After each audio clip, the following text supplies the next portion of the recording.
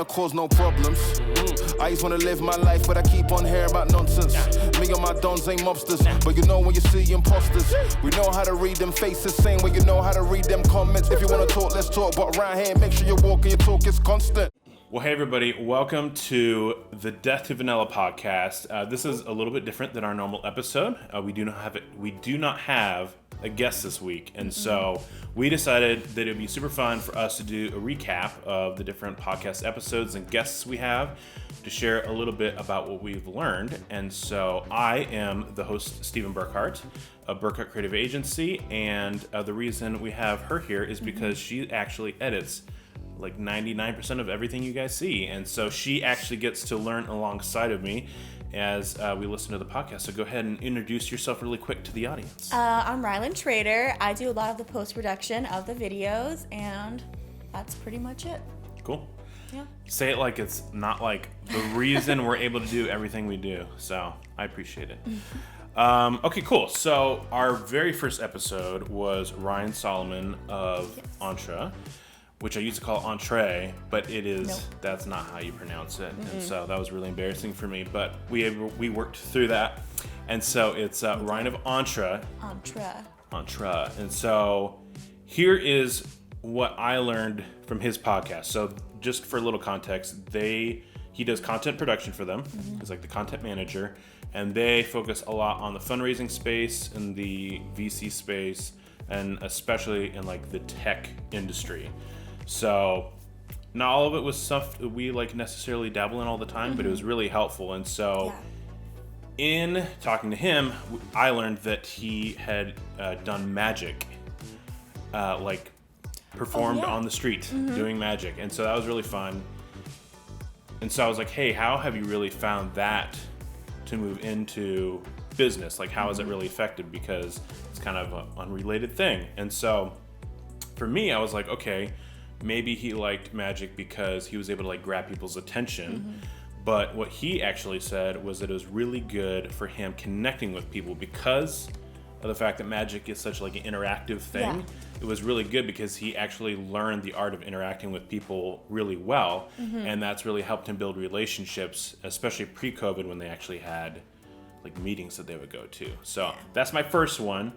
We'll jump to your first one. Well, a lot through when Ryan was talking, he was talking a lot about how his company uses a lot of person-to-person interaction for their reach. So it's organic reach because it's not the company paying people to advertise for them. They're just putting stuff out there and then having their customers talk to other people. So that way they're kind of reaching and getting that kind of spread of their company. Sucks that it's COVID now. They like don't get to do much of that. So you can only do so many Zoom meetings before you want to jump off a cliff. So second thing I learned was doubling down on a niche. And so one of like the niche content pieces that he mentioned was memes. That was like really popular in the tech space, that people were getting like a little savage about it. And so there's like some playful banter and stuff happening with that. And so that was really funny to hear because I definitely hadn't seen any of it, but that totally reminds me of like what happens with the Wendy's like Twitter account where they're always like bagging on Burger King, and so, or McDonald's, which is usually Burger King, right? I think both, like just people in general, like they'll just roast anyone. And they're so clever. And they're so good. I don't know if it's kind-hearted, but it is hilarious. So what's your second one? Well, Brian talked a lot about accessibility platforms. So a lot of people are going to be on platforms like TikTok and Facebook and Instagram and Triller just because they're going to be on there. Like, it's on their phone, they're bored, they're going to pick it up. So why not advertise on those platforms? So he talked a lot about that, and I feel like that's kind of, for us, that's general, but for some people it may not be as much of an option. Like, some people choose radio or TV, but definitely look into those easy to get to platforms. Well, and the reality is like a CEO is going to be on there. Like, what are the chances that like Jeff Bezos is actually using Twitter? Like, I mean, possibly. I mean, I don't know if he's doing all his own tweets, but that's true. You might be able to actually connect with him. You just never know. Elon Musk does. I mean, I'm pretty sure those He says some goofy things. So I'm guessing it's actually him, or he just has like a weirdo running his account. That's true. But I kind of hope he calls me out because we'll get all this traffic from Fingers Elon. crossed. Cool. Please roast us, Elon. Right? Burn is so good. Cool. So that was it for Ryan. So next was Dennis Gable with brand producer with no consonants. Nope. You know how hard that is to spell right all the time? Yeah. BRND. Anyways, what was your big takeaway from him? He talked a lot about companies getting outside of their comfort zone because a lot of times they like to stay in this safe area, and his personal brand is getting out of there and kind of going on the more dangerous, more edgy, more maybe I shouldn't say that side. And so I thought that was really interesting how he's like guiding them through this process of getting outside their comfort zone and finding their brand's like uniqueness and stuff. Yeah. Well, and it's just the idea of risk-taking, right? Which was one thing that I thought really stood out to me that he mentioned was just like the fear of taking a risk. And it's this idea that sometimes you play things up in your mind that it's going to be a bigger deal than it really is. Yeah. And then you try it and it actually works out really good. Case in point, the one company he did work for, I want to say they were realtors. Correct me if I'm wrong, but I think so, yeah. Yeah, he ended up using like the color pink in one of their bus stop advertisement locations, and they were like, "Nah, like pink's not professional enough." And he's like, "Dude, you're gonna get seen." Yeah. And so on the client part, there's a fear that like, "Hey, we're not gonna be taken seriously," but then kind of oddly enough, there's almost like a fear on Dennis's part where he's like, "If I do this ad and it doesn't stand out," yeah, so it's worked out really good for them. it has. But just taking that chance is huge because there are things that you can do that can wreck your marketing. Yeah. But most of the time, those are pretty far and few between. And maybe bouncing ideas off of people is a way to kind of navigate some of that. So it's not just one person's opinion about whether or not they should post something that's horribly inappropriate. Yeah. And there's a good risk to it too, because your brand can get a lot of traction from one risk that you took, even though you can have that like small chance of flopping, but Right. there's an even bigger chance that you'll do really, really well. Well, if you do Which is something super boring, nice. there's like a 100% chance it will flop. Yeah. So why not take the risk? What else did you like from him? He was really authentic to himself.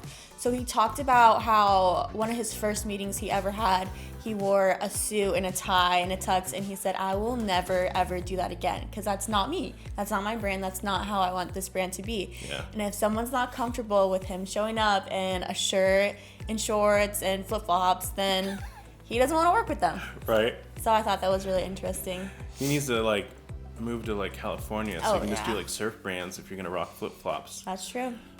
But yeah, that was in kind of like piggybacking off of that, just the idea that people are looking for brands that are authentic, and in the same way that he needs to make sure he is authentic in his own way, your brand has to be authentic in their own way, because he is actually doing a better job being less formal because of the fact that people connect better with him. And when your brand is putting their image out there, if it's something vanilla, dropping that one, then there's nothing to connect with.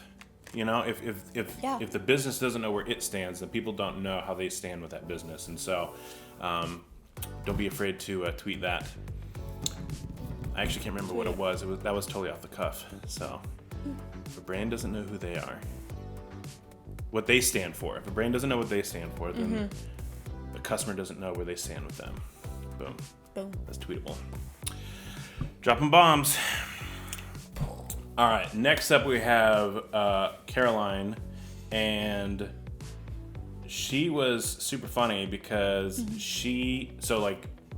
Dennis had his own business. She does not have her own business per se. Yeah. She works for someone, but she's had experience with just like so many auto dealerships, car dealerships. What stood out to you about what she does? So before she does anything for a client, before she picks or before they pick what they're gonna do, she really digs into like her research and finds out what that client wants. And I thought it was interesting because Dennis does the complete opposite. He doesn't find out what the client wants to work because he wants to find out what that person is like in person and then builds off that. But Caroline, what she does is she goes and does all this research and finds out what the best plan of action is going to be, whether it be luxury or a family type feel or humor. She really wants to feel out what it's going to be before she creates that ad or commercial for them. Well, yeah, because a lot of what she does is with luxury brands. So there's obviously like some protection that brand wants to have around their name, and Lamborghini or Ferrari or whatever else just can't have anyone just saying whatever they want about their brand because it's just not going to work out. No, not at all. For me, what I really enjoyed is just hearing about people who are really embracing, like doing whatever they can to get noticed, right? And so, like for me, the guy that I think of when I think about doing anything to get noticed is like Grant Cardone. And so it's been fun to watch him on like Undercover Billionaire and stuff, just be obnoxious. But he's one of those guys. It's like he's not confused about what works. People's attention is needed so that you can sell them. And so, like with Caroline, she was talking about how one of the guys that owns an auto dealership wears a pickle suit in his videos because how can you look away from that? Yeah. Right? It's like a plane crash. You don't want to watch. You don't want to. How do you not watch it? I don't know. I don't even know how I can say the words right to talk about what I'm talking about. But all I know is he wore a pickle suit, and it gets people's attention, and that's pretty wild. So that was like my big thing from her. So next we're going to dive into Sean Castrina. I think I'm saying that right. You are. And he does 10-minute, is it business? 10-minute little segments on the radio, I believe. 10-minute entrepreneur. 10-minute entrepreneur, and he just talks about entrepreneur. He's a serial entrepreneur, so he does a lot of, and he's written books, and so he's really credited. And he was a really awesome guy, and I feel like he talked a lot about planting your feet in your business and really getting in front of the right audiences, because if you're not in front of the right audiences, he's not going to make money and you're not going to make money. So why would he go in front of people that aren't going to buy what you're selling? Yeah, I know he really challenged me to make sure that we had like a claim to fame, right? That was like there was two big takeaways, but that was the first one. It was like having a claim to fame. And so that was definitely challenging for us because I believe we were clear about what we were offering and we were clear on how we were explaining it, but we didn't have a claim. Yeah. And so we were having a conversation like a week ago about how annoyed I am that claims work. Oh. Because it's like, it kind of seems like corny. Like, oh, like we're the best. Like, says who? You know, like I said, it reminds me of Elf when he's like, world's best cup of coffee, congratulations. Like, and it's like, they like literally bought a sign that said world's best cup of coffee. Like no one validated that claim. And so that's been a really challenge. That's a big challenge for me because I always want to make sure whatever claim I make is true, authentic, right? And so, and I'm a Enneagram 5, and so I'm not necessarily just going out there and ringing the bell for myself all the time, which is whatever. So all that to say is that it really challenged me to make sure that we are ringing the bell for ourselves, that we're making a claim, and that we're living up to that claim. Yeah. And so that's when we came up with, we're your number one choice for amplifying your advertising, because that is what we do, and that's what we believe we do, and that's what we deliver on. And we offer services that make that happen. And so that felt authentic to us, but it was also a claim. And so thank you, Sean, for that helpful tip, because we actually used it. So that was my first thing. What else did you like? So he does layered marketing, which I thought was super interesting because I've never heard of that before. But he does he said he's retired from radio, but he used to do radio and commercials and TV. And he kind of talks about, and I already kind of mentioned this, but how it's important to plant your feet in one project because a lot of companies will start and try to do all these things. And then that's a lot of the reasons why a company will fail or crash, because they're not focusing on one area and building on it and making sure it's firm and then moving on to that next area of growing the business. So what do you mean by planting your feet? Like really digging into whatever project you're doing, whether it be, okay, I really want to focus on advertising. So I'm going to go out and I'm going to post all of these things and I'm going to have these certain days where I do this and this, rather than okay, I'm going to do advertising, and I'm also going to go do person to person, and then I'm going to go do this, and I'm going to go do that. So really focusing on one area of your business and making sure it's good before moving on to that next area. Making sure you can see results. Mm-hmm. Yeah. I agree. I think the other thing that I loved about him is, we're in the digital marketing space specifically, that's kind of our home base. But he was also very much like what you talked about first, like understanding your audience. Like if your audience responds well to mailers, like physical mail going to a mailbox, wild idea, so old, and yet works, right? Yeah. He built businesses doing that. And so just making sure that you're not just looking at, do I use Facebook or Google? Do I use YouTube or Vimeo? Do I use this or that? Like, I'm really going to actually discover what my audience responds well to and go from there. And thankfully by now there's a lot of research on that. Oh, yeah. But that's also part of like what you were saying that he mentioned, which was spending enough time trying something that you can see results, whether good or bad, and then move on to the next thing, rather than just like leapfrogging between things before you actually have a chance to see how they work out. Yeah, before seeing any results at all. So that was good stuff. Yeah. Super good. Unsurprisingly, the guy who started gazillion businesses brought a ton of value. So, Sure. All right, who we got up next? Shondell Varciana. Am I saying that right? I believe you are. It's a beautiful last name. It is a beautiful last name. And a beautiful first name, Shondell. I know, right? Shondell. What's your name, Shondell? Right? It's a statement name right there. It's not vanilla. Nope. Not in the closest. I thought it was interesting that she talked about, so she does, I believe it's bank marketing. Yeah, she works in the finance industry. She works in the finance industry, and so she does marketing for that. And she was talking about how, I think you guys kind of talked both about this, but how most banks offer pretty much the same thing. And then she talked about building relationships with your clients so that way when another bank is offering something cheaper, that they're not just going to leave you. And honestly, do you even want a customer that's going to leave you? Because then it's a short-time customer and you're not ever going to see a profit off of that or that relationship. So building those relationships that are going to last a long time and profit that person and your business. Right.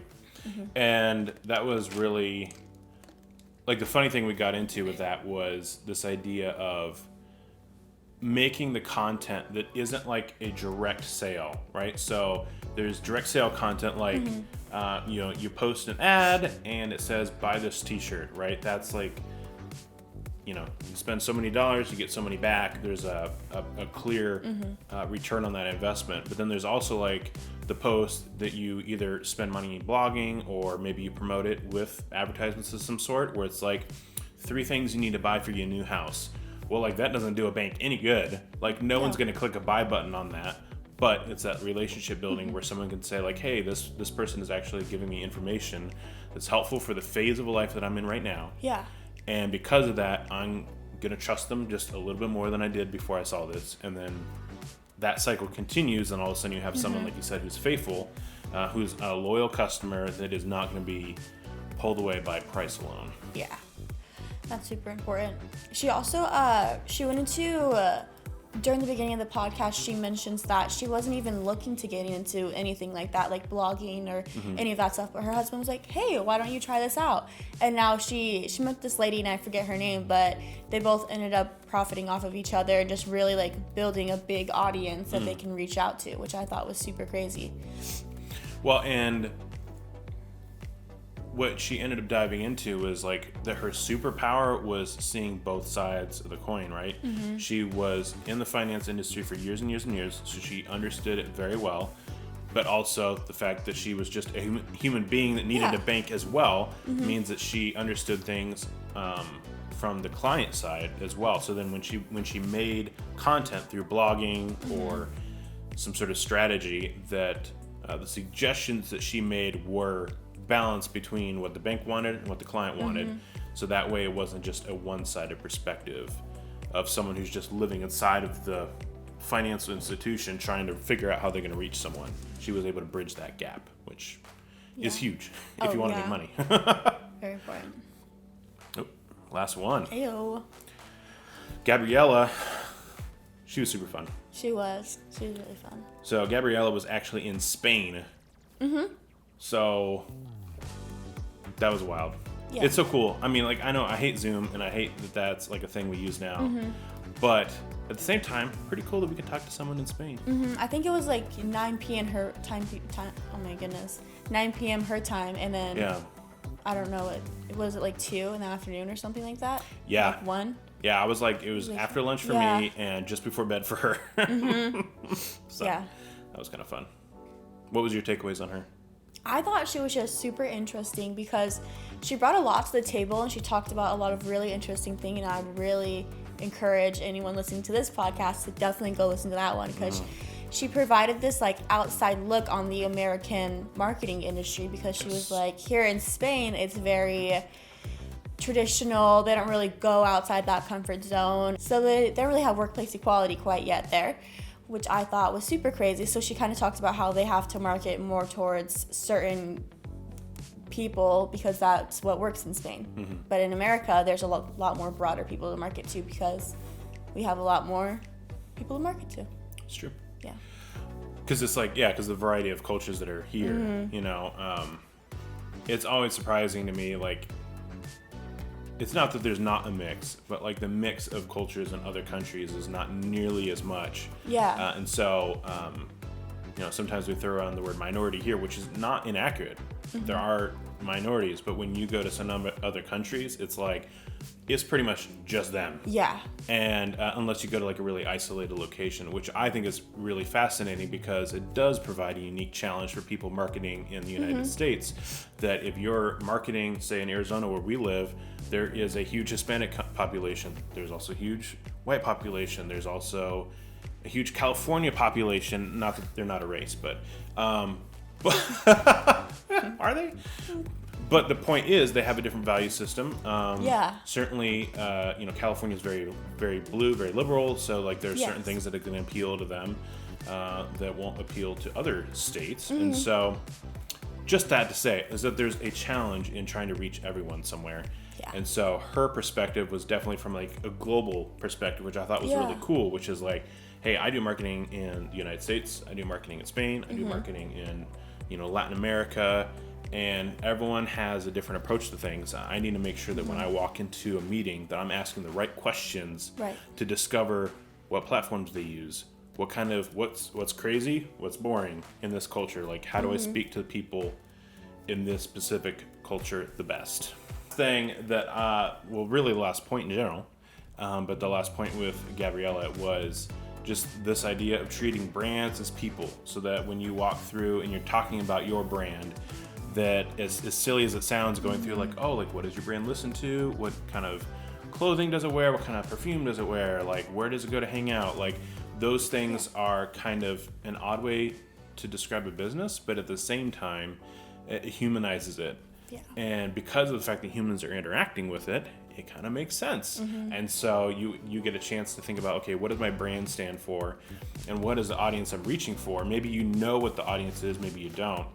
But then you end up getting to do a little bit of comparison, right? So like you have to listen to the podcast, but like if you know your brand is like a punk rocker and your ideal client is actually purchasing, you know, listens to classical music and talks about how the book was better than the movie, you're going to have a real hard problem connecting those two people together. There's a disconnect between your brand and your audience. And if the distance is that big, I'm guessing you're not selling anything.